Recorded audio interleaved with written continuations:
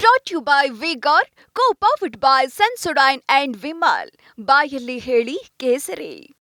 ಬೆಳಗಿಂದಲೇ ಮತದಾನ ನಡೀತಾ ಇದೆ, ಚುರುಕುಗೊಳ್ತಾ ಇದೆ. ಪ್ರಮುಖವಾಗಿ ಕರಾವಳಿ ಪ್ರದೇಶ ಸೇರಿದಂತೆ ಇನ್ನಿತರ ಒಳನಾಡು ಪ್ರದೇಶಗಳಲ್ಲೂ ಕೂಡ ಮತದಾನದ ಪ್ರಕ್ರಿಯೆ ಚುರುಕುಗೊಳ್ತಾ ಇದೆ. ಯಾಕಂದರೆ ಈಗಾಗಲೇ ಬಿಸಿಲಿನ ಧಗೆ ಕೂಡ 11 ಗಂಟೆ ನಂತರ ಹೆಚ್ಚಾಗುವಂಥ ಸಾಧ್ಯತೆ ನಿರೀಕ್ಷೆ ಇರುತ್ತೆ. ಹೀಗಾಗಿ ದಕ್ಷಿಣ ಕನ್ನಡದಿಂದ ಅಪ್ಡೇಟ್ಸ್ ಬರ್ತಾ ಇದೆ. ದಕ್ಷಿಣ ಕನ್ನಡದಿಂದ 9 ಗಂಟೆ ಒಳಗಡೆ 14.33% ಮತದಾನ ಆಗಿದೆ. ಅದೇ ರೀತಿ ಬೇರೆ ಬೇರೆಯ ಮತಕ್ಷೇತ್ರಗಳ ಅಂಕಿ ಸಂಖ್ಯೆ ಬರ್ತಾ ಇದೆ. 9.21 ಅಂದರೆ 8.14 9 ಗಂಟೆ ಒಳಗಡೆ ಮತದಾನ ಬೆಂಗಳೂರು ಸೆಂಟ್ರಲಲ್ಲಾಗಿದೆ. ಅದೇ ರೀತಿ ಬೇರೆ ಬೇರೆ ಭಾಗ ನೋಡ್ತಾ ಇದ್ದಾರೆ. ಇನ್ನು ಬೆಂಗಳೂರು ಉತ್ತರದ ಅಂಕಿಅಂಶಗಳನ್ನು ನೋಡ್ತಾ ಇದ್ದಾರೆ. 8.64 ಮತದಾನ ಆಗಿದೆ. ಇದುವರೆಗೂ ಕೂಡ 9.21 ಒಟ್ಟು ಮತದಾನ ಆಗಿದೆ. ಇದರ ಜೊತೆಗೆ 8.64 ಬೆಂಗಳೂರು ಸೆಂಟ್ರಲ್ ಉತ್ತರದಲ್ಲಾಗಿತ್ತು. ಇನ್ನು ಗ್ರಾಮಾಂತರ ನೋಡೋದ್ರೆ 8.39 ಮತದಾನ ಆಗಿದೆ. ಒಟ್ಟಲ್ಲಿ ತೀವ್ರತೆ ಪಡೆದುಕೊಳ್ತಾ ಇದೆ. ಸಿಟಿಲಿ ಸ್ವಲ್ಪ ನಿಧಾನ, ಸಹಜವಾಗಿ ಎಲ್ಲರೂ ಕೂಡ ಬರಲ್ಲ. ಬೆಳಗ್ಗೆ ವಾಕಿಂಗ್ ಹೋದವರು ಅಲ್ಲಲ್ಲಿ ಬರ್ತಾರೆ. ಬಟ್ ಇವತ್ತು ಉತ್ಸಾಹ ತುಂಬಾ ಜೋರಾಗಿ ಕಾಣಿಸ್ತಾ ಇತ್ತು ರೆಹಮಾನ್. ಯಾಕಂದ್ರೆ ಹೋದಂಥ ಸಂದರ್ಭದಲ್ಲಿ ಬೆಳಗ್ಗೆ 7 ಗಂಟೆಗೆ ಸುಮಾರು 200-220 ಜನ ಕ್ಯೂ ನಿಂತ್ಕೊಂಡಿದ್ರು ಮತಗಟ್ಟೆಗೆ ಹೋದಂಥ ಸಂದರ್ಭದಲ್ಲಿ. ಇನ್ನು ಬೆಂಗಳೂರು ದಕ್ಷಿಣ ನೋಡೋದಾದ್ರೆ 9% 9.8 ಮತದಾನ ಆಗಿದೆ. ಇನ್ನು ಮೈಸೂರಿನಲ್ಲಿ 11% 11.1% 0.1% ಮತದಾನ ಆಗಿದೆ. ಹಾಗೆಯೇ ಮೈಸೂರಿನಲ್ಲಿ ಉತ್ತಮ ಪ್ರತಿಕ್ರಿಯೆ ಕೂಡ ವ್ಯಕ್ತವಾಗ್ತಾಯಿತ್ತು. 9 ಗಂಟೆ ಒಳಗಡೆ 11% ಅಂದರೆ ಅದು ಒಳ್ಳೆ ಸಂಖ್ಯೆನೇ. ಆದರೆ ಏರುತ್ತೆ, ಅಫ್ಕೋರ್ಸ್ ಬಿಸಿಲು ಬಂದಮೇಲೆ ಸ್ವಲ್ಪ ಕಡಿಮೆ ಆಗ್ಬೋದೇನೋ.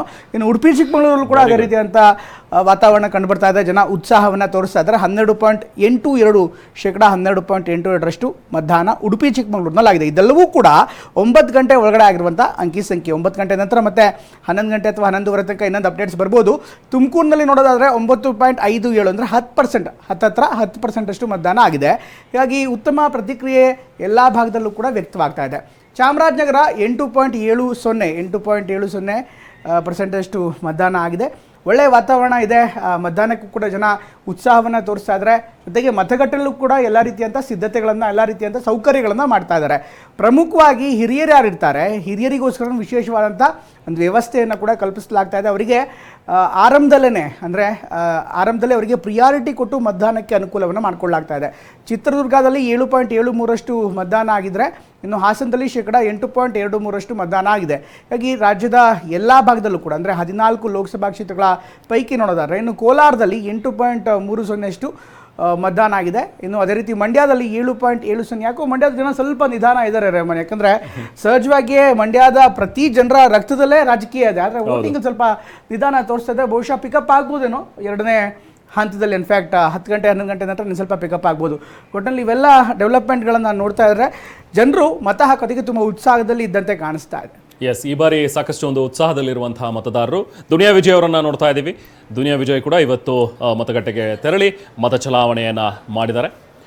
ಸೊ ಹಾಗೆ ಪರ್ಸೆಂಟೇಜ್ ಆಫ್ ವೋಟಿಂಗ್ ಬಗ್ಗೆನೂ ನಾವು ಮಾತಾಡ್ತಾ ಇದ್ವಿ. 9.21 ಅಂತ ಹೇಳಿದ್ರೆ 9 ಗಂಟೆ ಅಷ್ಟರಲ್ಲಿ ಓವರಾಲ್ 14 ಕ್ಷೇತ್ರಗಳಲ್ಲಿ ಅತ್ಯುತ್ತಮವಾದಂಥ ಒಂದು ಮತದಾನ. ಯಾಕೆ ಅಂತ ಹೇಳಿದ್ರೆ ಈಗ ಬಿಸಿಲಿನ ಧಗೆ ಜಾಸ್ತಿ ಆಗ್ತಾ ಇರೋದ್ರಿಂದಾಗಿ ಆದಷ್ಟು ಬೇಗ ಹೋಗಿ 7 ಗಂಟೆ 8 ಗಂಟೆ ಅಷ್ಟರಲ್ಲೇ ಮತ ಚಲಾವಣೆ ಮಾಡಿ ಬರೋಣ ಅನ್ನುವಂಥ ಒಂದು ಧಾವಂತ ಜನರಲ್ಲಿ ಸಹಜವಾಗಿ ಕಾಣಿಸ್ತಾ ಇದೆ. ಬಹುಶಃ 9 ಗಂಟೆ ಈಗ 10-11 ಗಂಟೆ ಅಷ್ಟರಲ್ಲಿ ಒಂದು ಫಾಸ್ಟಾಗಿ ಮತದಾನ ಆಗುವಂಥದ್ದನ್ನು ನೋಡ್ತೀವಿ.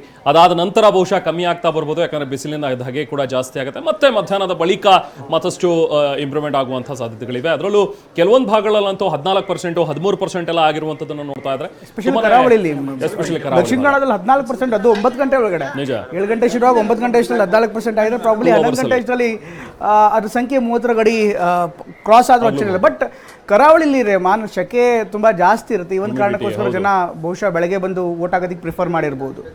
Very true. ಸೊ ಹಾಗಾಗಿ ಈಗ 9 ಗಂಟೆ ಒಳಗಡೆ ಮತ ಚಲಾವಣೆಯಲ್ಲಿ ಒಂದು ಬಿರುಸು ಕಂಡು ಬರ್ತಾ ಇದೆ.